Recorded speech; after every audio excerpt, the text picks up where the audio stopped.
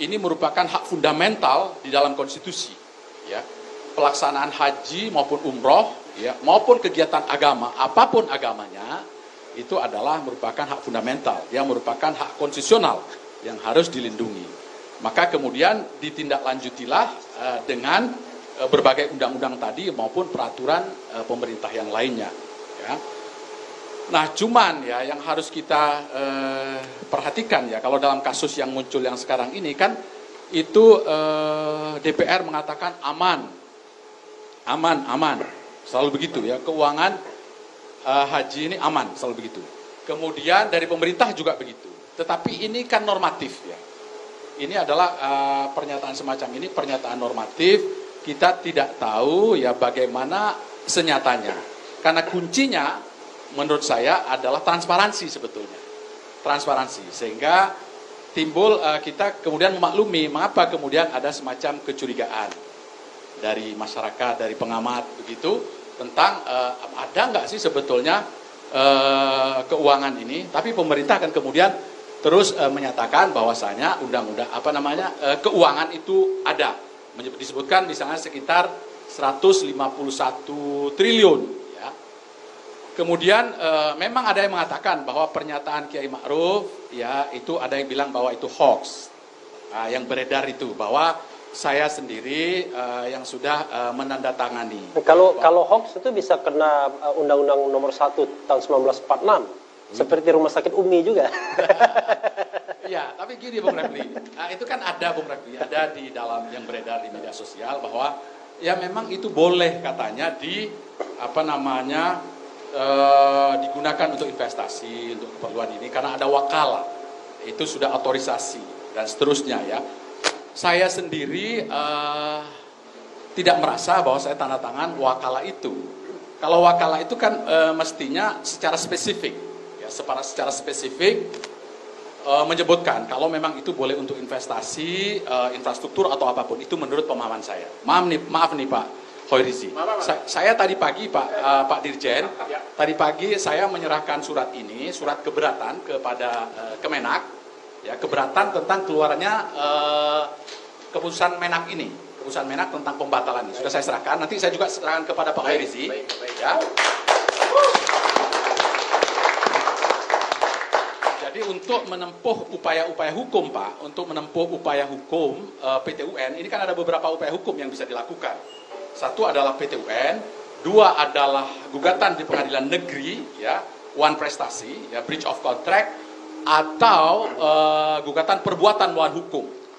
Nah, ya, ini tidak bisa untuk gugatan judicial review karena ini bentuknya beseeking, bukan regeling. Ya, jadi keputusan ini adalah beseeking, bukan regeling. Karena itu maka saya serahkan ini tadi ke Kemenak ya sebagai syarat karena di dalam peraturan Mahkamah Agung di Perma nomor 6 tahun 2018 itu disebutkan bahwa kalau ingin mengajukan gugatan ke PT UN maka harus ada keberatan administrasi dulu. Gitu. Ada keberatan administrasi. Setelah itu ada banding administrasi. Setelah banding administrasi baru ada upaya gugatan di PT UN. Tetap waktunya adalah 90 hari. Karena itu saya memulai saja. Nah, mudah-mudahan ini nanti akan ada tanggapan. Kenapa saya ajukan ini kepada menteri? Karena saya pun adalah calon jamaah haji. Saya tahun 2012 saya mendaftarkan ya 2012 di daerah Jakarta Timur. Ya. Dan kemudian saya diberi informasi ya secara lisan bahwa diperkirakan waktu itu keberangkatannya adalah tahun 2020 atau 2021. Nah, dengan adanya pembatalan ini, maka saya mengalami kerugian. Kerugiannya setidak-tidaknya tertunda keberangkatan haji saya. Nah, karena itu maka saya ajukan keberatan ini, saya minta agar keputusan Menteri Agama yang membatalkan haji itu untuk dicabut atau dibatalkan. Nah, itu. Atau setidak-tidaknya Pak Dirjen ditunda pemberlakuannya. Ya, karena bagi saya banyak pertanyaan ini ya. Karena kuncinya sekali lagi adalah transparansi ya dan akuntabilitas. Begitu Bung Refli, sementara kok. Iya, luar biasa ya. Kalau lawyer itu begitu. Kalau selamat datang Bang Rizal Ramli. Bang Rizal Ramli memenuhi undangannya. calon presiden oposisi yang terdepan, Rizal Ramli. Saya ingin memulai yang kedua dengan Bang Rizal Ramli. Karena saya tahu Bang Rizal waktunya agak terbatas, ya. Nanti klarifikasinya. Tetapi yang paling penting adalah kemarin kita mau bicara, apakah kita mau bicara tentang amankah dana haji? Akhirnya kita bicara, wah, semua statement aman itu sudah dikeluarkan oleh pemerintah, ya kan? BPKH, Menteri Agama dan lain sebagainya. Justru kita ingin nanya di mana dana haji. Nah, kata Rizal Ramli, ini saya minta pertanggungjawaban Bang ya. Oh, Bang Rizal Ramli ini rupanya lahir di Padang, Sumatera Barat 10 Desember ya. Hari Hak Asasi Manusia, wajar kalau concern terhadap hak asasi manusia. Ini ada Menak bingung soal WNI dilarang masuk Arab Saudi. Rizal Ramli _2. Dana haji itu udah ditilep. Nah, ini khas bener Rizal Ramli ya, udah ditilep. Yang kedua, kebijakan super ngawur. Rizal Ramli _2. Dana haji ditilap buat infrastruktur. LPS selanjutnya dari Galamedia Pikiran Rakyat dan Glora.co. Silakan Bang Rizal, tepuk tangan buat Bang Rizal.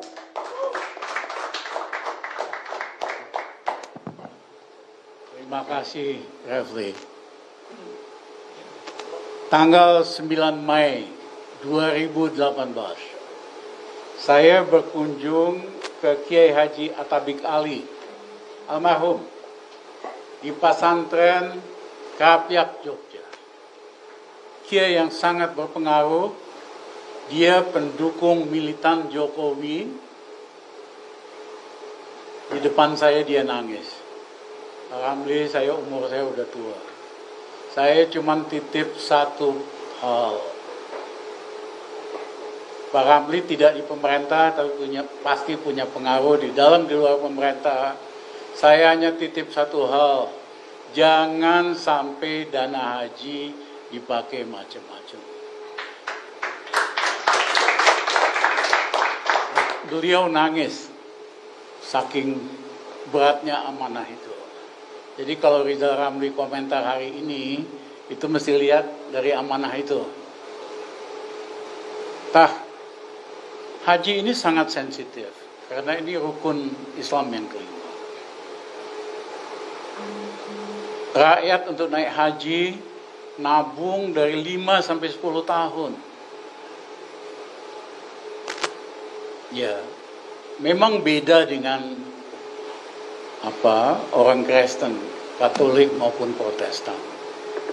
Mereka kalau bisa ke Vatikan, ke Yerusalem, tapi nggak ada kewajiban.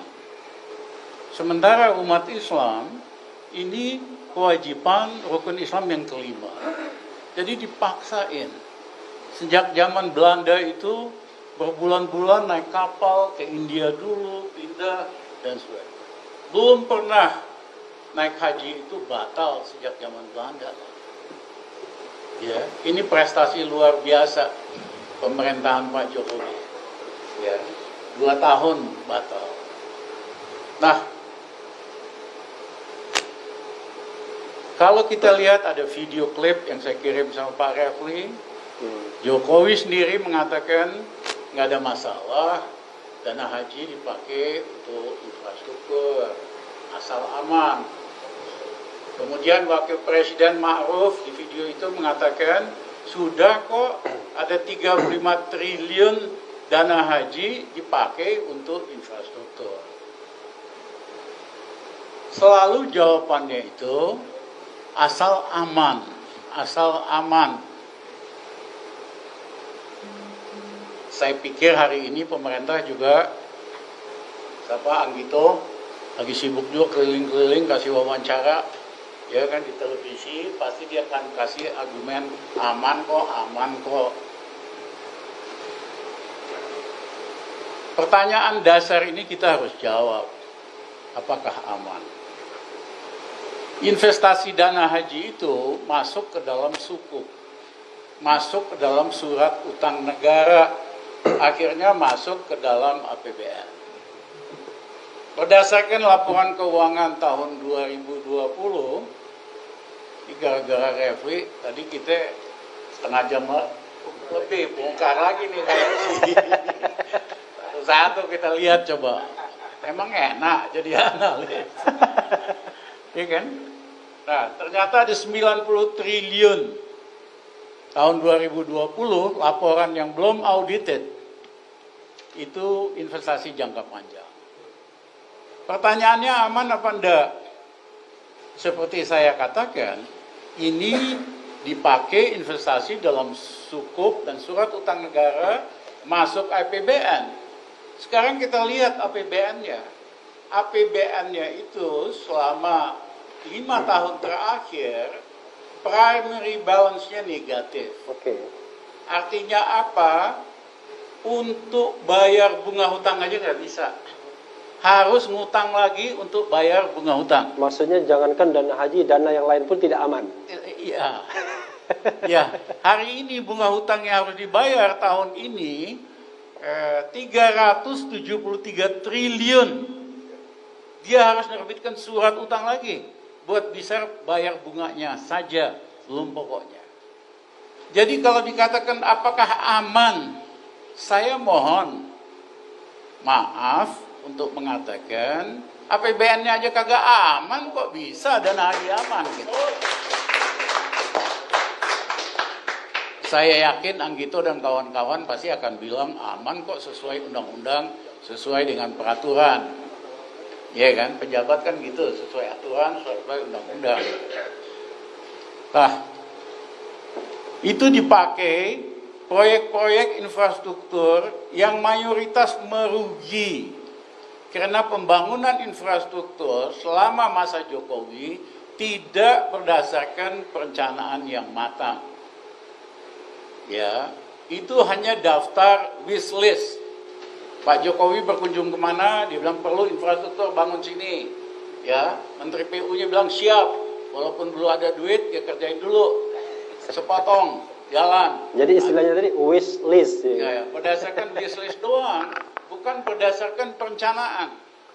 Di mana-mana di seluruh dunia dan pemerintah Indonesia sampai sebelum Jokowi, rencana pembangunan itu dibahas, ya, prospeknya, risikonya, kira-kira utilitasnya, manfaatnya. Jadi betul-betul perencanaan infrastruktur ini sangat sloppy. Apa buktinya? Ya, monorail Palembang, replikan orang Palembang. Itu rugi habis itu. Siapa yang naruh uang di situ bakal hilang tuh. Ya, airport Kertajati jadi tempat selfie-selfie doang hari ini, dari bengkel. Nah, banyak kasus-kasus kayak begini. Nah, kemudian dana ini masuk ke BUMN karya yang bangun infrastruktur. Utang BUMN karya ini seluruhnya 1053 triliun tahun 2020. Rasio modal dan utangnya ngeri. Misalnya Adikarya modalnya hanya 5,57 triliun, utangnya 32 triliun. Debt equity rasionya 4,2 kali. Kalau swasta udah bangkrut nih. Ya.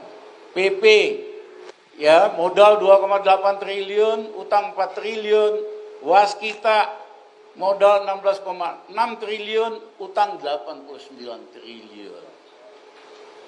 Ya, jadi kalau lihat angka-angka ini, saya mau tanya sama Menteri Keuangan, saya mau tanya sama Saudara Anggito. Dulu dia pernah kerja jadi staf saya di Ekonit, part time. Ya, saya mau tanya, yang dimaksud aman itu apa?